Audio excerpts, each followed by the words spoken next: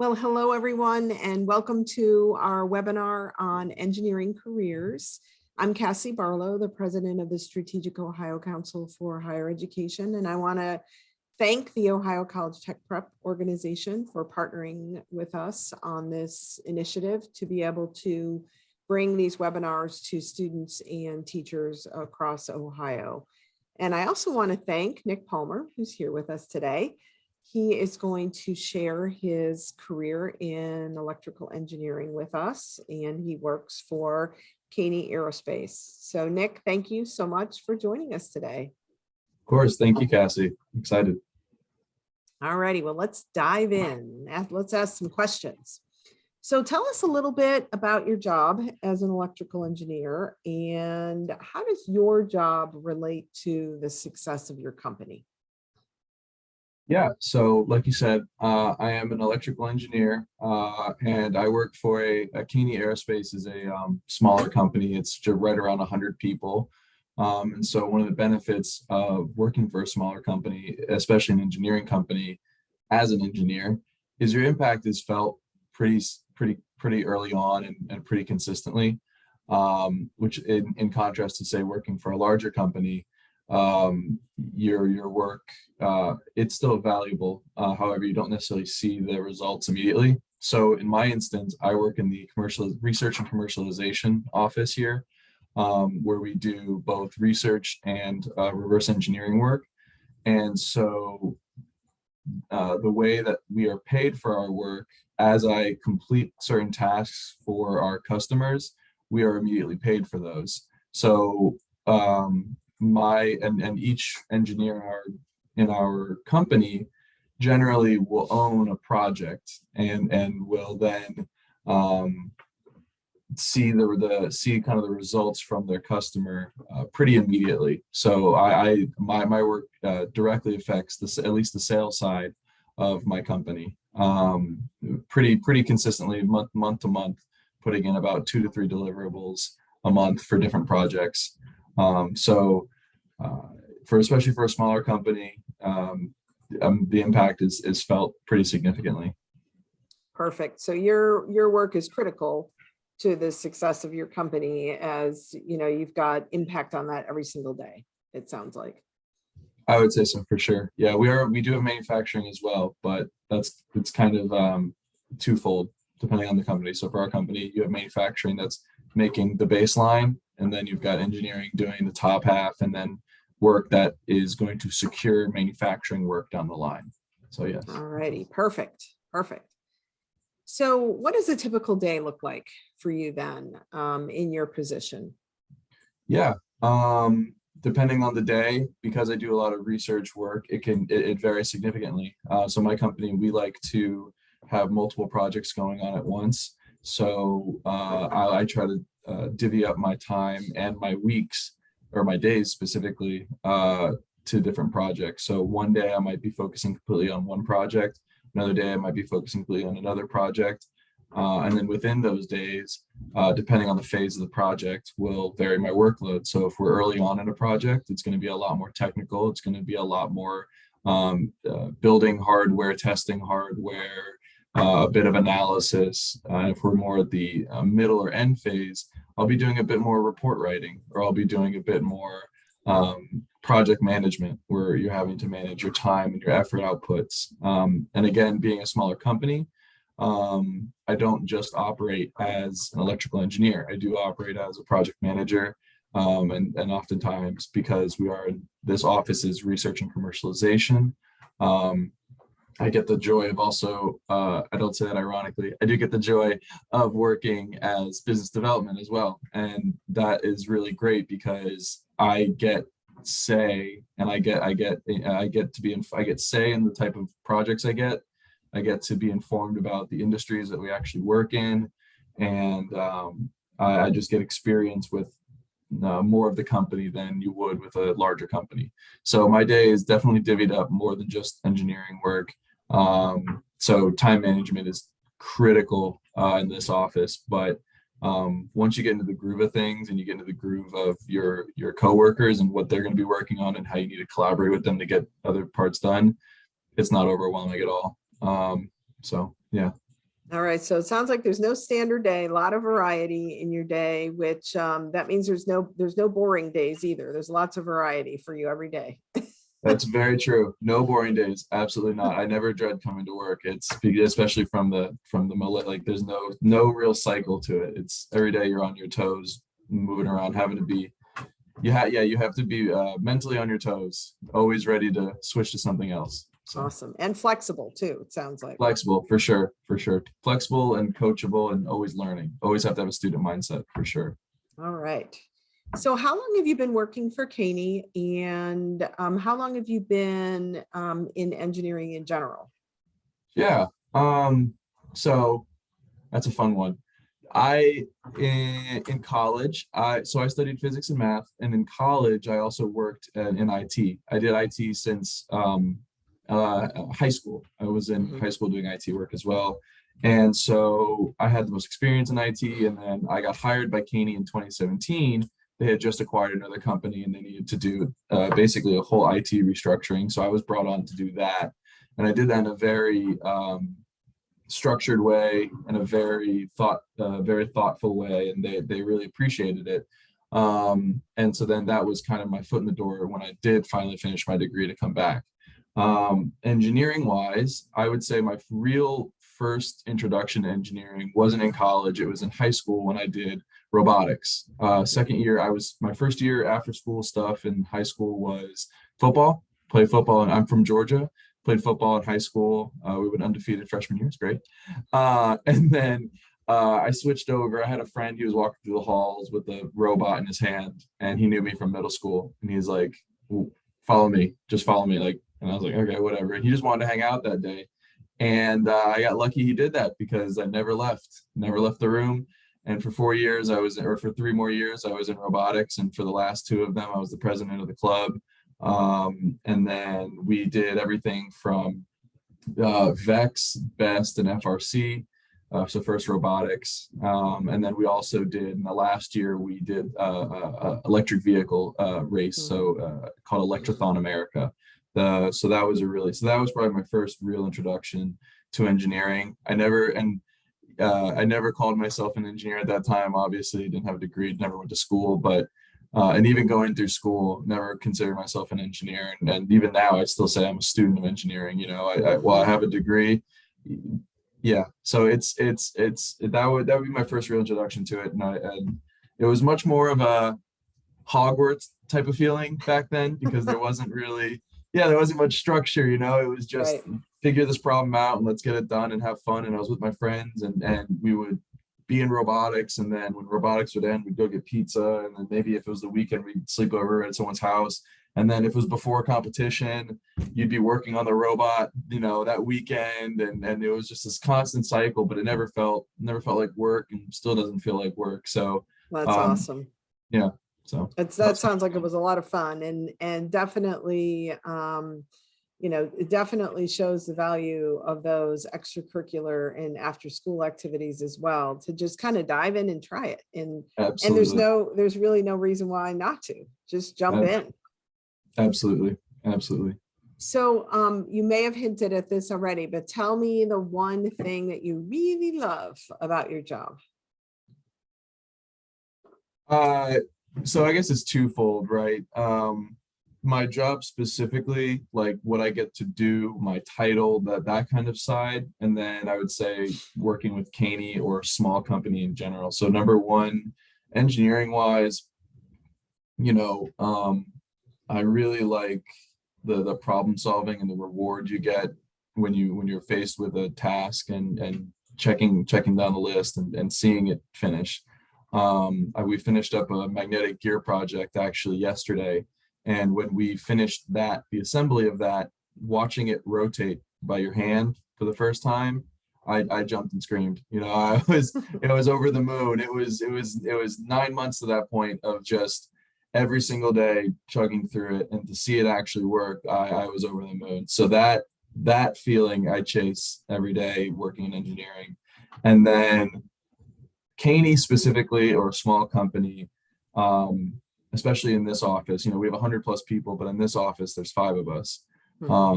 This feels like that Hogwarts feeling, like I talked about earlier. It's Mhm. still, we're still scrapping, but we have structure, you know, we have Mhm. standards, you know, but we still have that ability to play and develop kind of, you know, engineers, you have to be equally creative as you are technical, and Mhm. you have to allow yourself to be silly, to be creative, to think about problems differently, to solve the problem better than how it was been done before. Mhm. So working for a small company, just the inherent benefits of it, I think are just kind of what I like about my job right now, for sure. Yeah. Awesome. Love it. Love it. All right. How many hours a day would you say that you spend in meetings versus in working in groups? Or in meetings or working in groups, sorry. Okay. So as opposed to like with other Working people on on your projects. own. Yeah. Got it. Got it. Um, Yeah, it's terrible. It depends on the day, but I will say on average, it's an even split, and it's very much up to me. If there are days where I need to get work done on a report and I just need to do it, I can sit in my office and do it, and that'll be 8 hours of me doing that, and that's fine because then I know the rest of the week I'll be in the lab with everybody else. I would just say safely 50-50. Okay. Yeah, for sure. Okay. Okay. And it looks like you drive that a little bit too, in terms of what you choose to work on in that particular day. Absolutely. Okay. Absolutely. So what's the biggest challenge, would you say, with your job? Yeah, the biggest challenge I would say is like kind of pushing, this is going to sound kind of heady, but I'll explain, like pushing your ego away when you're doing it, Mhm. and knowing you don't know everything. You've been educated, you have experience, but you Mhm. still don't know everything. Right. And that comes into working on your project and working with other people. Mhm. You always have to be willing to learn from the material you're working on and from other people. You have to always be listening to other people on your team, other people outside of your team, getting feedback, and then in the same way, listening to your project and getting feedback from your project and looking at the numbers and understanding what's happening, or looking at your system and understanding what's happening. And if you don't understand what's happening, you know, don't just assume you know what's happening. You need to really prove to yourself at every step of the way you know what's happening. So Right. I would say that would be the hardest part, is Mhm. trying to figure out what you don't know, and then going back Yeah. from there. And in the same way, your emotional or soft skill blind spots with other people as well, understanding that you do have blind spots, everybody does, and knowing that yeah, that like, and I will say from a project standpoint, that's something I learned as a project manager, is um even just your form, like the way you communicate with people is extremely important for not only just like being able to live with people or work with people, but also the success of your project. You Mhm. know, if somebody doesn't respond well over email, don't email them. If somebody doesn't respond well over Teams, don't use Teams. Call them. You know, use other methods. Meet people where they're at, and you know, the things like tone and word choice. Obviously, you got to work on. You Mhm. got to watch. But yeah, I would say yeah, all the things like outside of your education, I guess, become the challenge, right? So Absolutely. And sounds like too, just being willing to learn and being willing to open yourself to new opportunities yep, is absolutely. a big part. Yep. All right. So I think you answered this just a little bit already, but just the general work Sure. environment. So sometimes you're in the lab, sometimes you're at your desk working on Yeah. this, sometimes you're in a meeting room, Yep. Exactly. collaborating. So it kind of varies. Absolutely. Yep. Yep. And then you get to travel a little bit too, depending on your customer, depending on, we're lucky we've got 2 locations. So once a year or twice a year, we'll come to the old location or the manufacturing location. Sometimes we'll meet our customers where they're at, Utah or Detroit or something like that. So yeah, it varies. And I drive that as well. Okay, Yeah. sounds good. Yep. So any chance of getting a call in the middle of the night, like to solve some, really important electrical engineering problem? No, because luckily we don't do much product support in that way. Mm-hmm, Maybe a software engineer that is mm-hmm, supporting a large system, whether you're in Google or something like that, absolutely.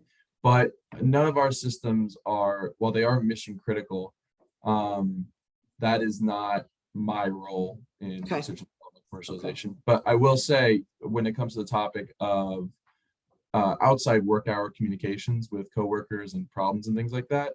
Um, our office is unafraid to send those text messages or emails outside of the work hours because those tend to be more thought like food, a brain fodder type of things. It's maybe it's an article you see or a research paper that you found or even just an idea and you want to either have it recorded for tomorrow, they don't have to answer, you talk about it, or if they have time to answer, then they'll answer. Right. So that's kind of how we operate is a Okay. very non-committal on call, I guess, and Mm-hmm. it's not product support, it's just idea generating. Okay. I like that.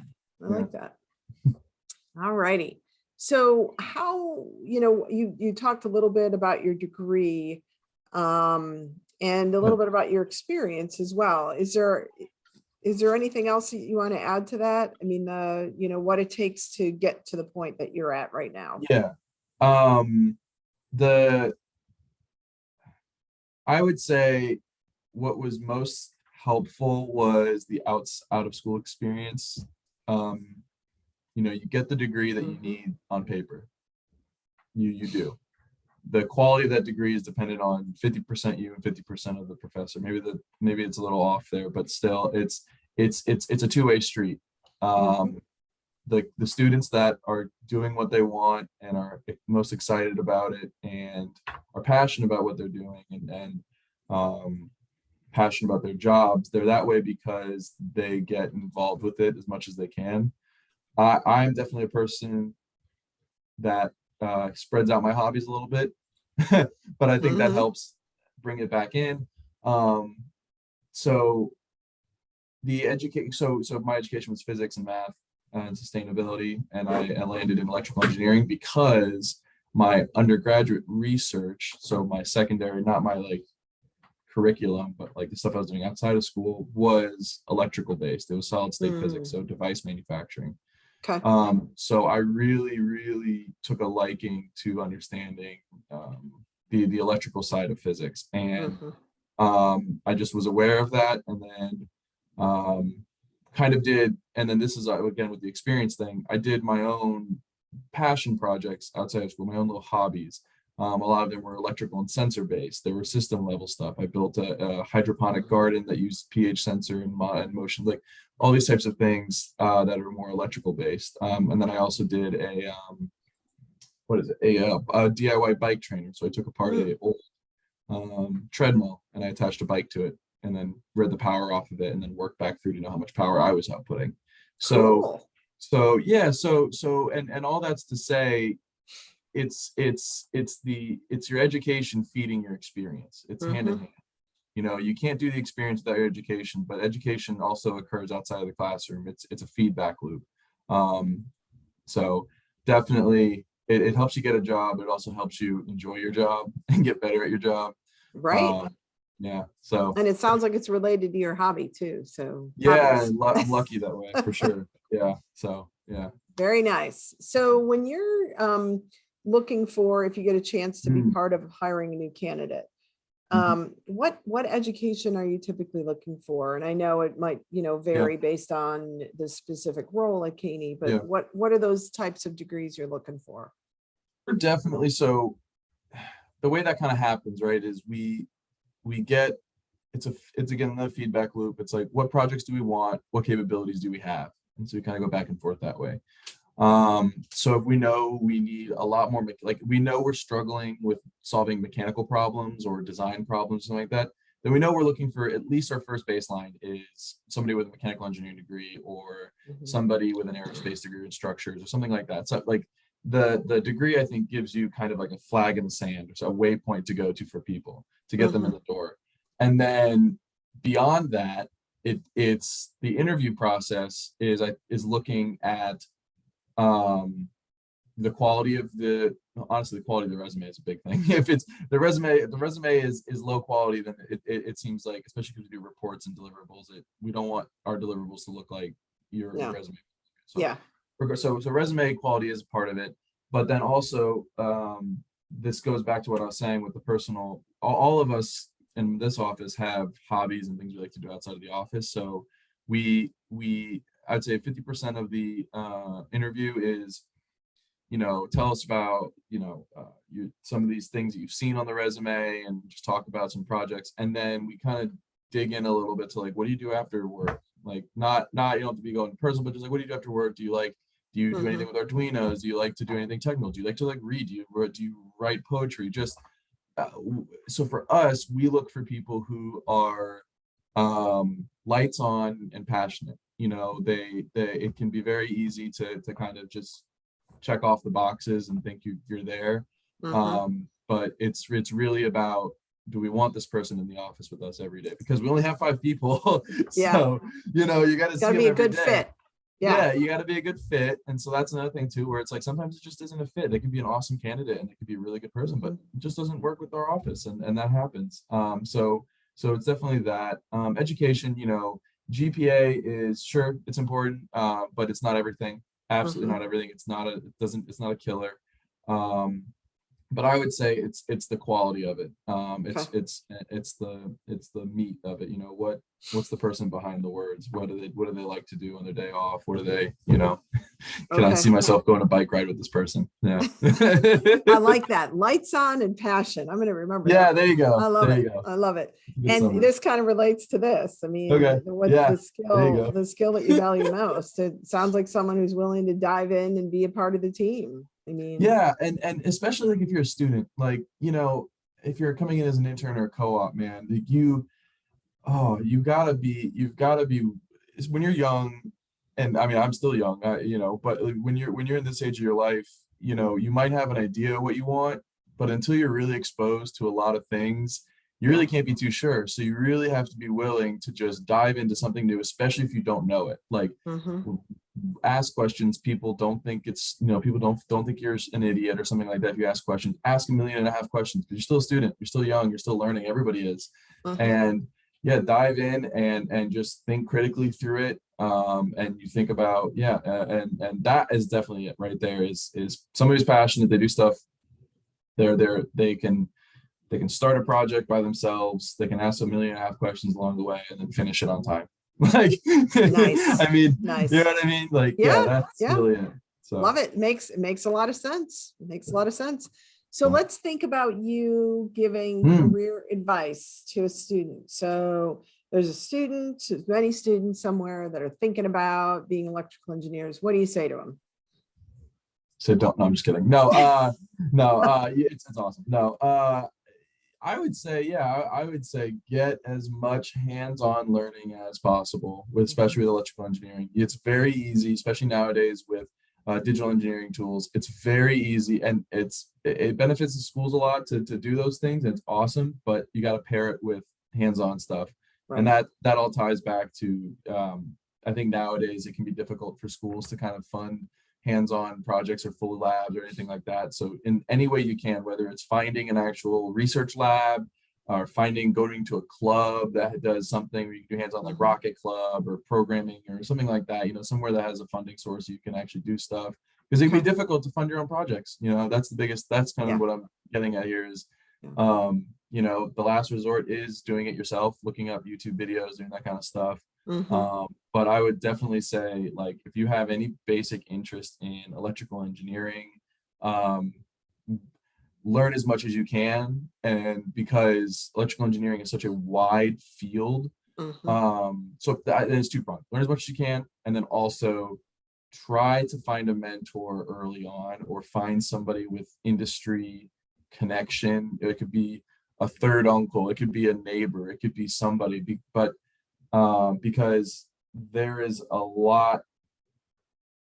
so many different industries and sub-industries with electrical engineering that like that's partially why I got this job, was because I had a physics degree, and that's such a broad degree. And I was lucky enough when I saw this research job, because we do so many projects often and we work with so many different people, by getting paid here, I still get a broad view of what else is going on, and I get to kind of chop it up and see slices of it each time and learn from it. And I wish that is the one thing, is I wish I had that understanding early on. So it Mhm. definitely be like, to Wow. get as many internships, wide-ranging internships. Don't narrow yourself down just yet. Try to see as much as you can, because you might think you want to do circuit layout or circuit math or circuit design because that's what you were taught in school and you were good at it. Mhm. And then turns out you really like doing thermal analysis, or you really like doing actual device design. Like there's so many specific jobs in engineering that you're just not fully exposed to in school. And it's not no credit to the school, it's just Yeah, they don't that's have what, time or money or, yeah, or so it's not the focus of that school, right? Or you don't yeah. have a teacher that knows it. Yeah, so Mhm. it's just get as much exposure in as many different ways as possible. That's my biggest thing. Awesome. And find a mentor. I like that piece too. Yeah, That's yeah, somebody who could help advise you. So what absolutely. about the teacher or the guidance counselor who is advising the student? What would you want them to say? Oh, yeah, that's a good one.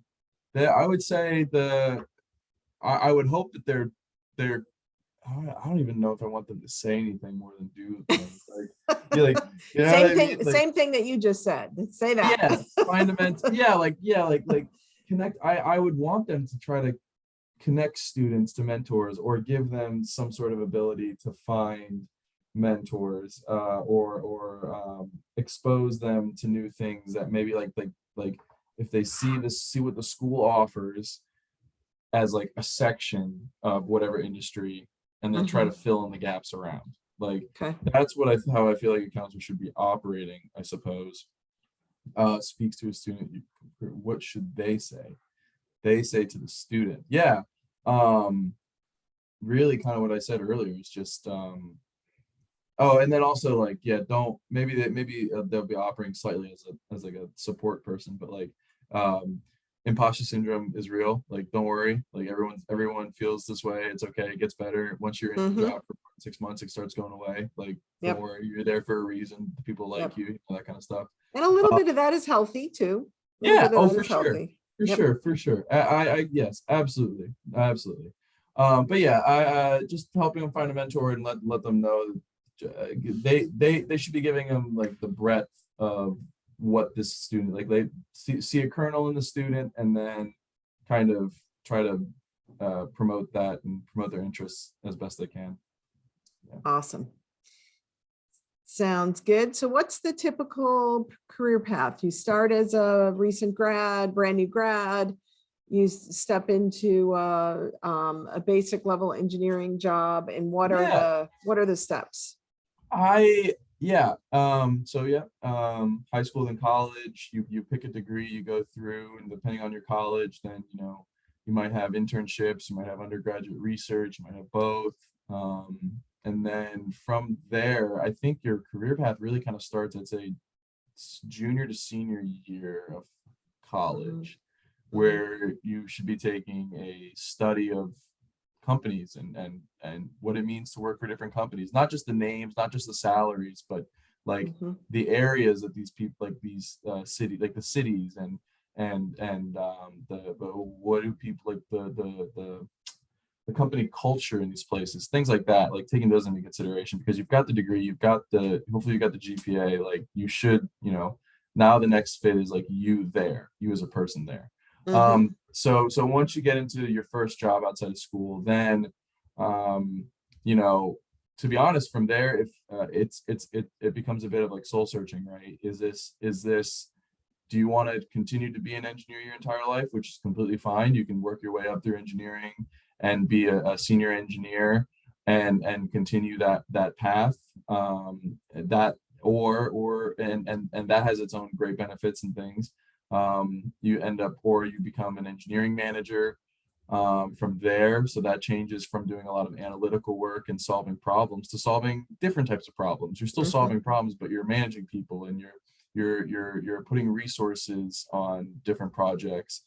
You're doing you're you're like the real driving force behind project completion at that point. Mhm. Or if, especially like you're in a smaller company, you know, you could branch out into different sections you would never thought of, like sales or marketing or product Mhm. support or branding. Even if you like photography and you've got something, so you can do that kind of stuff. And I am still early in my career. I've only worked for Caney for a year and a half now, so I am Mhm. still figuring this stuff out as well. But all this is kind of coming from watching those above me, what they've done. Mhm. um, so it's nothing, and nothing is set in stone either. Nothing is given. um, and it's really all about the effort you put into uh, it and how you do it. So yeah, so engineer your entire life, or uh, moving up differently. I think you can do a bunch of different things with it. I think engineering specifically, it's a fantastic blank canvas to start with, Mhm. because there it's just a fantastic blank canvas. You get you get all the skills to do every other job well enough Right. to get Right. your foot in the door somewhere else. If for some reason engineering doesn't work out, if it Yeah. does, awesome, then even better. But if Right. not, it's a great place to start. You've got a lot of other opportunities as well. Absolutely. All righty. So when you are a brand new graduate, what are the typical, and I know it varies around the country, but Yeah. what are the typical wages? And if you want to give a range, you can do Yeah. that as. You know, that's a great question. I would love to know too. No, the you know, and especially nowadays, right now, wages are changing so rapidly. When I was in college, they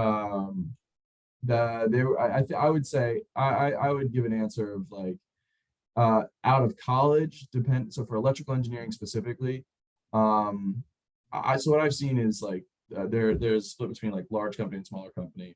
You'll definitely, while you get all the great benefits of working for a smaller company, of ownership of your projects and smaller Mhm. things like that, you will take a pay cut generally compared to a larger company, just because they don't have as deep pockets, and they're Yeah. having to watch out. They can't take as many risks because they're having to Mhm. watch out for people. They're having to watch out for real people every day. So Right. you do get a bit of a pay cut. Mhm. So I would say for a smaller company out of school, you're looking at like, you know, 60 to 80,000 a year. And then um, for a larger company, 70 to 90. I have friends, and this is with physics degree, going to electrical engineering as well. So Mhm. I would add 10K to both as Okay. Okay. well. Because I have friends, and so for instance, like another option for people who maybe physics engineer, physics, something like there, maybe you're something just close enough, but not necessarily. So like a larger company, I had a friend who worked for, or who got a job out of college with this physics degree and math minor like me, and he ended up going to work for a large company, Fortune 500 in Atlanta.